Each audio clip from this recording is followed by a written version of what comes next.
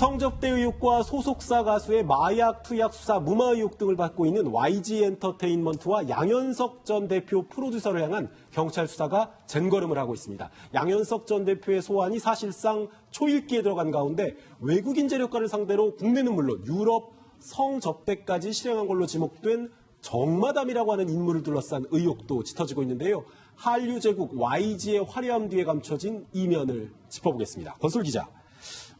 양현석 대표와 YG 엔터테인먼트에 대한 의혹이 점점 커지면서 양 전 대표의 소환은 불가피할 것 같은데 지금 공소시효가 성접대 의혹 같은 경우는 얼마 남지 않았잖아요. 그러니까 양 전 대표를 부를 시간도 그렇게 오래 남은 게 아니에요.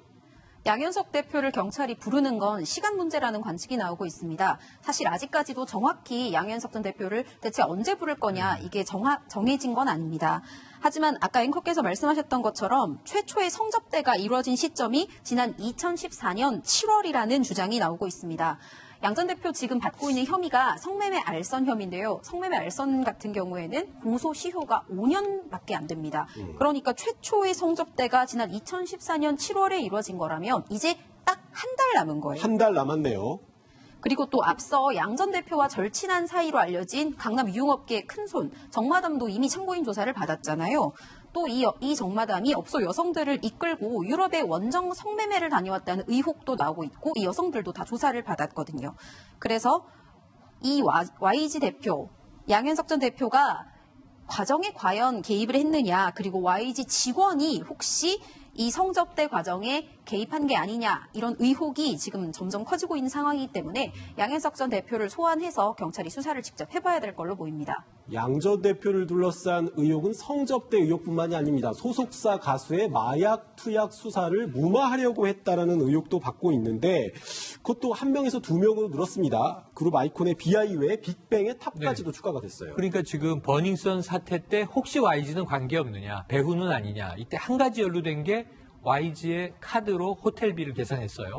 그런데 이제 YG 측은 그것은 승리가 나중에다 정산한 것이다. 우리와는 관계없다. 이렇게 이야기를 하고 있었는데. 사후 정산을 했다고 얘기를 했죠. 그런데 이제 지금 BI 문제가 다시 터진 거예요. 네. BI가 마약을 구해달라고 재촉했던 상대, 이 전 연습생이죠. 네. 한모 씨.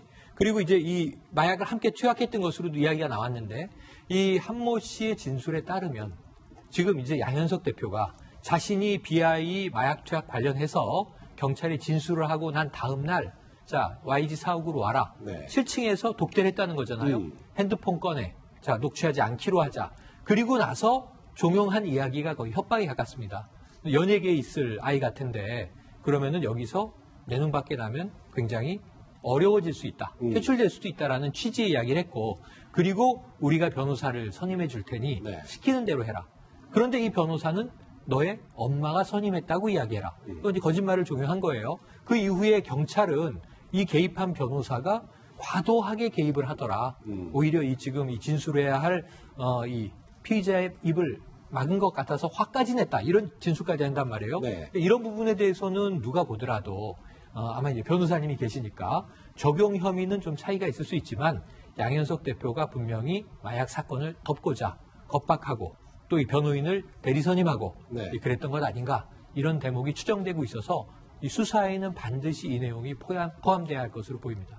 YG 측이 이 공익제보자 이 서 씨가 빅뱅 탑의 대마초 흡입 의혹이 불거지자 잠시 해외로 좀 나가 있었으면 좋겠다 이런 의사를 소속사를 통해 밝혔다는 그런 보도까지 나온 상황이었는데요. 그런데 국민권익위에 이 제보자 서모 씨를 대신해서 공익신고를 한 방정현 변호사 언론 인터뷰 내용을 보면 증거를 찾기가 좀 쉽지 않을 것이다 이런 얘기를 하더라고요. 그런 이유가 있습니까, 변호사님? 네, 사실 그 성접대 관련된 경우에는 현장에서 적발을 해서 사실 절차가 진행되는 경우가 많습니다. 그래서 그 이후에는 사실 입증하는 게 쉽지가 않고요. 그리고 이 성접대 관련해서 또 대가 관계가 오고 가야 되는데 사실 이런 경우에는 보통 계좌로 이제 돈을 전송을 하는 게 아니라 사실 이제 현금으로 돈이 왔다 갔다 하게 되거든요. 그렇기 때문에 그 이후에 이 돈이 왔다 갔다 했는지 여부는 사실 밝히는 것도 현실적으로 사실 쉽지가 않습니다. 그렇기 때문에 뭐 혹시나 만약에 계좌로 돈이 보내진 부분이 있다고 하더라도 이게 뭐 술과 관련된 비용으로 소요가 됐다 이렇게 나올 수도 있기 때문에 사실상 앞으로 이게 성접대와 관련해서 증거가 있는지 여부는 계속해서 수사를 해봐야 될 것 같습니다. 이 부분은 뭐 제보자 한 씨가 입증할 수 있는 부분은 아니니까 수사기관이 조사를 해봐야 되겠네요. 사실 승리가 성매매라든지 성매매 알선 혐의로 기소 의견으로 인정이 됐던 것도 본인은 거부를 했다 하더라도 부인을 했다 하더라도 유인석 유리홀딩스 대표 같은 관련자들의 진술이 있고 돈이 오고 간 송금 기록이 있었기 때문입니다. 만약에 양 전 대표의 성접대 의혹을 입증하려면 이런 기록이 또 나와줘야 되는 거 아니겠어요? 그렇습니다. 지금 상황 보게 되면 양 전 대표가 사실상은 연예계에서 입증이 전문이라고 그러고 뭐 연예계 뭐라고 그러죠? 만수르라고 부르나요? 만수르라는 표현이죠. 유흥업계 만수르라고 불린다고 하죠. 중요한 건 뭐냐면 양현석 대표가 그 비하이 때 말했듯이 그 한모 씨를 회유 협박, 강요했다는 협박죄가 가능하지 않습니까? 그렇게 해가지고 무마했다는 얘기고 또 보면은 양현석 대표가 그 인터뷰할 때 또 그랬어요. 그 인터뷰에서 그런가 봐요. 아마 IG에서 무마하려는 거 아니냐. 그랬더니 자기는 그럴 능력이 없고 내용도 모르는데 뭘 이렇게 할 수가 없다라고 했는데 지금 서울중앙지검에서 수사하고 있지만 실제적으로 그 경찰 그 한모 씨 얘기는 그거예요. 그 당시 사건을 그 YG랑 양현석 대표랑 해가지고 무마했다라고는 하는데 무마된 건 아닌데 무마했다고 했기 때문에 조사달라고 해가지고 서울중앙지검에서는 경찰하고 육착관계도 조사를 안 할 수가 없을 거예요. 그러니까 양현석 대표도 소환해서 당연히 조사를 하는데 그 주변인들도 참고인을 모두 불러가지고 양현석 대표 과연 성매매에 얼마나 관계를 했느냐에 대해서는 주변인 참고인 또 본인 조사를 해가지고 어느 정도 밝혀낼 거라고 생각이 듭니다. 양 전 대표는 이제 뭐 경찰과 검찰 양쪽에서 다 수사를 받아야 되는 상황인데요. 부정적 여론이 계속 확산되자 양현석 전 대표 지난 14일 대표 프로듀서직에서 물러났습니다. 그런데도 관련 의혹이 계속 튀어나왔죠. 해외 원정 성접대 의혹이었는데 상황이 이렇게 되니까 양 전 대표가 아예 연예계에서 영구 퇴출돼야 된다. 이런 요구를 하고 있는 성명서까지 나왔죠. 네, 지금 현재 양현석 씨는 YG 내 모든 직책에서 물러난 상태입니다. 하지만 여기서 더 한 발 나아가서 누리꾼을 중심으로 양현석 씨가 영구 퇴출되어야 한다는 이런 성명문까지 나왔습니다. 양현석 전 대표가 더 이상 국내 그리고 글로벌 K-팝 시장에 발을 들이는 걸 받아들일 수도 없고 용납할 수도 없다는 겁니다.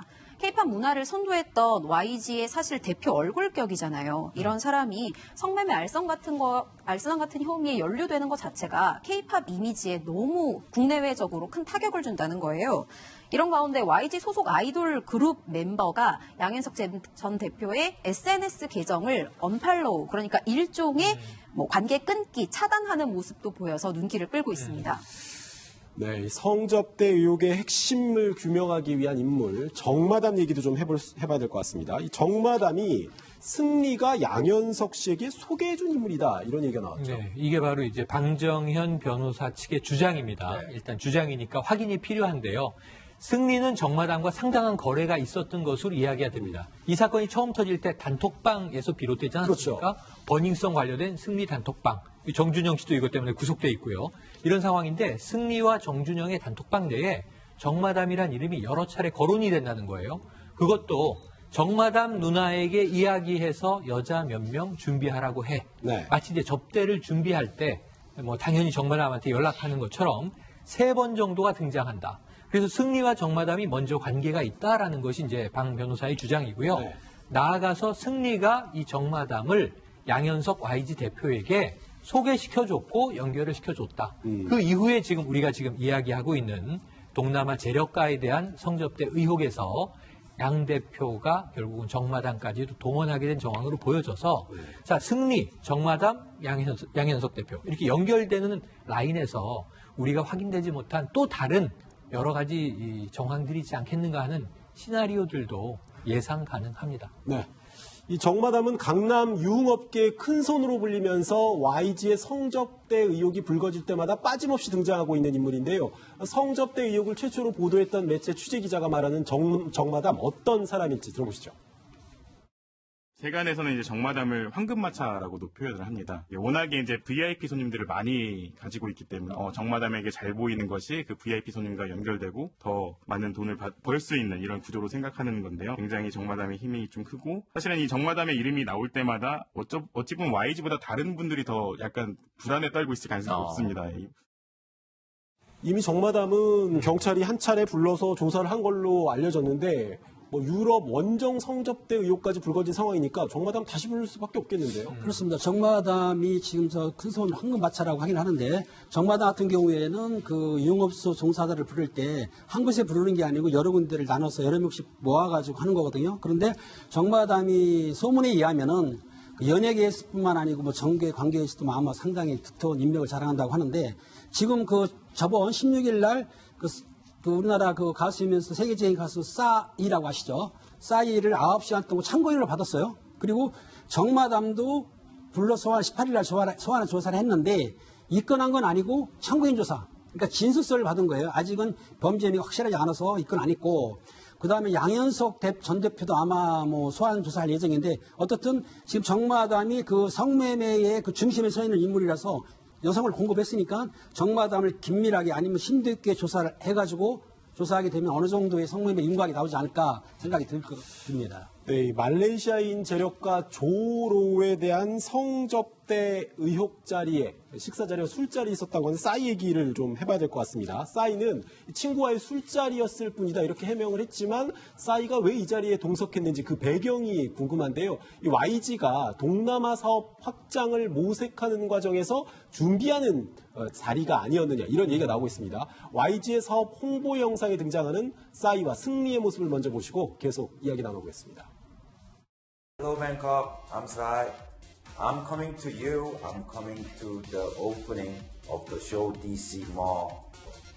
See you there. Sawadee Krap.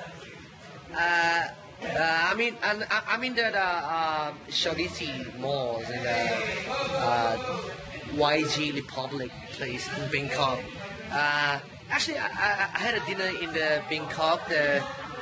It's called Puzugan. It's like a Korea BBQ. We're having a good time in the show DC Mall here. It's an amazing place.